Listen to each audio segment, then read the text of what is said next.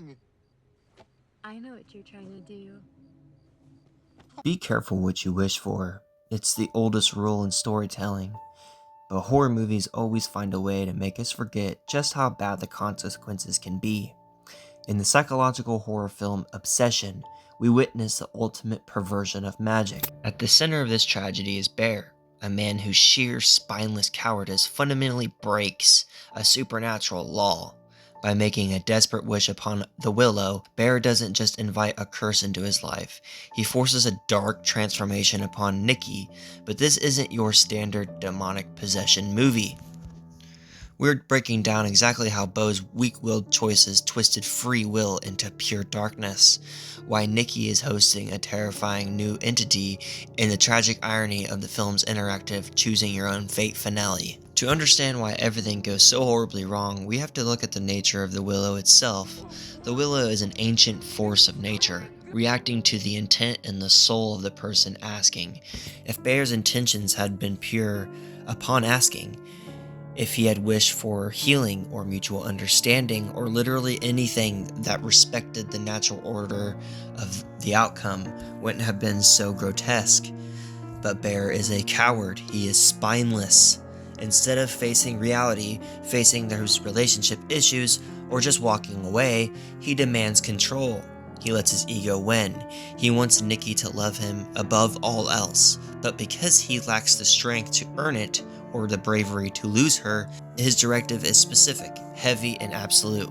Make her obsessed with him. Here is the core cosmic horror of the movie. The willow cannot simply force a human soul to change its free will without shattering the soul entirely. Bear, I love you so much. I don't think I could live without you.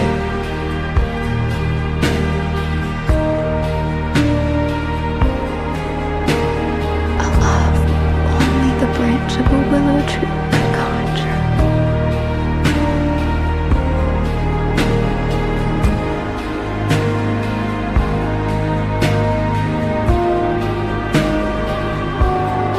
Free will is a human anatomy.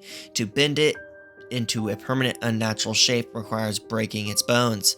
By forcing Nikki to obey a directive she never chose, Bear accidentally rips open her humanity and completely replaces it with a childlike monster. The willow complies with the wish, but because the request is inherently manipulative and dark, the magic flows into the cracks of Nikki's broken anatomy, twisting her existence into a living nightmare, something that she has to watch but she cannot control. A common misconception when watching Obsession is assuming Nikki is possessed by a demon or demonic force, but the truth is far more cynical and terrifying.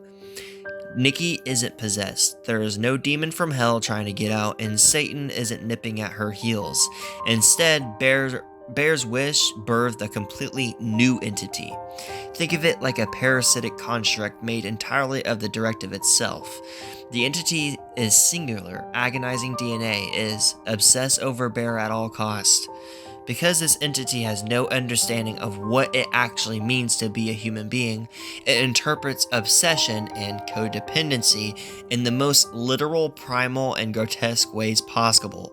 It operates with a broken alien logic. Why does she defecate? Why does she regress into such a disturbing, hyper-codependent, and creepy behavior throughout the movie? Because the entity is driving a human body without a manual. It strips away all societal training, all basic human dignity, and all boundaries. To the entity, retaining bodily functions or modesty does not matter, only proximity to Bear matters. Every creepy glance, every boundary crossed, and every vile thing she does is just the entity fulfilling Bear's command, and the only a thoughtless, hyper-focused force knows how to do it. When the entity takes over and begins eliminating threats to Bear or anyone who comes between them, the murders aren't calculated by a criminal mastermind. They are carried out with chaotic, unblinking innocence of a child pulling the wings off a fly. Nikki has been robbed of the moral compass that free will grants us. She doesn't understand the finality or the cruelty of death anymore. She only understands the directive. And what does Bear do when he realizes the scope of the horror he unleashed? Does he try to stay and fix it? Does he try to save her from the monster that he built? No, first off, he tries to call and get the wish changed, or to take it back and edit it and make her better so she wouldn't be such a weirdo. No, but also in his final, most absolutely spineless decision of them all, Bear chooses to off himself instead of face the music himself. Of course he does. Bear offs himself to escape the terrifying reality he created, leaving Nikki entirely alone to suffer the consequences. It is a deeply heartbreaking twist. He stole her mind, ruined her life, turned her body into a vehicle for slaughter, and then abandoned her in the wreckage because he was too much of a coward to face the monster in the mirror. And he also took advantage of her sexually. This all wraps together flawlessly in the film's climax. The narrative arc builds a flawless, crushing loop. The final act shows us the absolute collapse of the domestic space, proving that a relationship built on the destruction of a partner's anatomy will always cave in on itself. The film forces the audience to sit with the weight of Bear's guilt. We see a girl who used to have dreams, friends, and a future reduced to a hollow, blood-soaked shell, all because a man couldn't handle hearing the word no.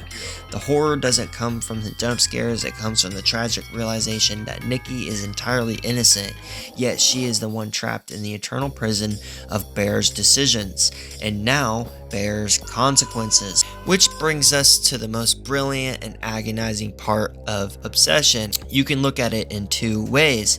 Yes, the movie does do the definitive ending of Bear commits suicide, but you can look at it two ways. On one hand, killing Bear feels like justice. He is the architect of this misery, and his death stops the coward from escaping his sins cleanly. But on the other hand, putting Nikki down feels like a mercy strike to the end the suffering of a girl who no longer exists inside her own body. And she even asked Bear during one of those scenes in the movie to kill her, but he doesn't do it. And it ends up him getting somebody else killed in the process, and then another person killed in the process. It left me pondering question, and hopefully it makes you ask yourselves, is it better to punish the creator of such destruction, or deliver mercy to the monster that is doing it themselves? Let me know in the comments below. Which choice would you make and why? Don't forget to like, subscribe, and hit the notification bell for more horror deep dives. See you next time.